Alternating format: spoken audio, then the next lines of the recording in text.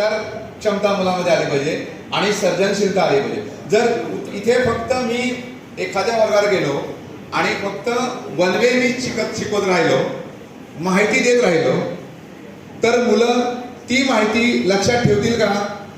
आणि विश्लेषण क्षमता या उच्च बोधात्मक क्षमता तपासण्यावर मूल्यांकन हे क्षमतेचं मूल्यांकन भर देत आहे. जेवढं संप्रेषण प्रॉपर होईल गृहभाषेतून तेवढं संप्रेषण मुलगा व्यक्त कोणत्याही भाषेतून होणार नाही. म्हणूनच एनबीने म्हटलंय की इयत्ता 1 ते 5वी पर्यंत कंपल्सरी माध्यम हे गृहभाषा मातृभाषा हवं.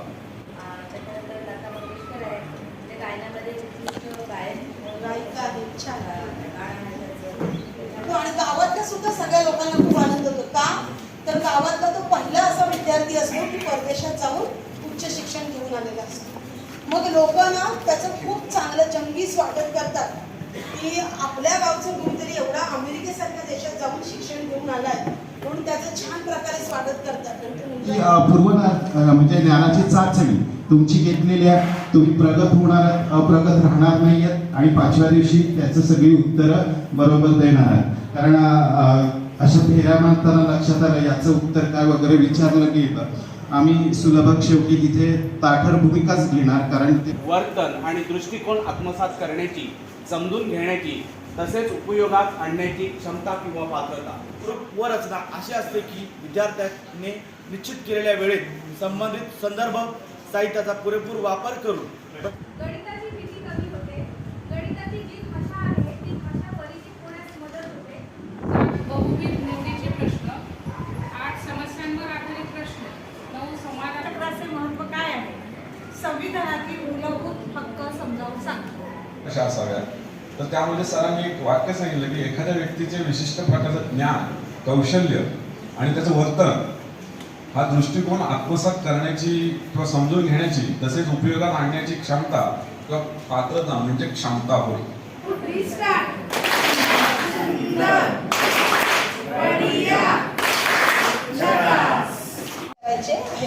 त्याच्यासाठी आपण प्रश्न निर्मिती करायची आहे.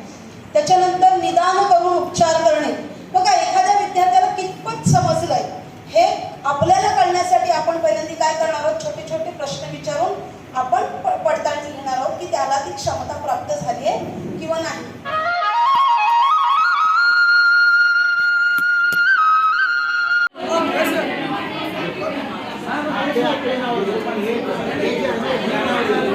तरी आकलन आणि निम्न स्तरावरील आहेत. पदार्थाचे अवस्थांतर म्हणजे काय हा प्रश्न आमचा लघुत्तरी असून आकलन आणि निम्न स्तरावर जातो. यांचं वर्गीकरण करतो.